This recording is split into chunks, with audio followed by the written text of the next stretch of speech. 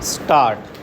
Shri Rahul Sripat further submitted that when a delegate is empowered by Parliament to enact a policy and to issue directions which have a statutory force, and when the delegates issues such guidelines having statutory force, such guidelines have to be read as supplement to the provisions of 1949 Act.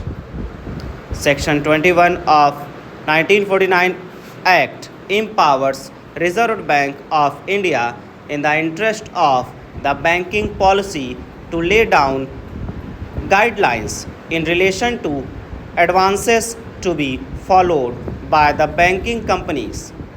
Thus, the guidelines are issued by the RBI for classification of NPA from time to time as a restructuring measure in order to avoid setbacks in the banking system.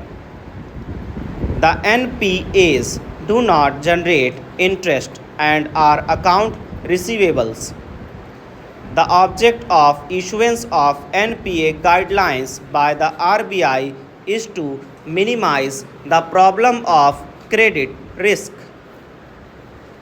The corporate debt restructuring is one of the methods for reducing NPAs, and such restructuring as a matter of banking policy cannot be treated as trading. One has to keep in mind the object behind enactment of the 1949 Act. The said guidelines are a part of credit appraisal mechanism dealing in NPAs as part of the credit appraisal mechanism, and as a part of restructuring mechanism falls within section 21 read with section 35A of the 1949 Act. The obligations under a contract cannot be assigned except with the consent of the promises, and when such consent is given, it is really a novation resulting in substitution of liabilities. Under the alleged deed of assignment dated 29/3/2006, not only the account receivables in the books of SBI has been transferred to fourth respondent, but also the obligations of the third respondent towards its borrowers, fifth mortgage respondent, including the eighth respondent under the loan agreement secured by deed of hypothecation mortgage, have not been assigned by the third respondent to the assignee, and hence the alleged deed of assignment dated 29/3/2006 is unsustainable in law.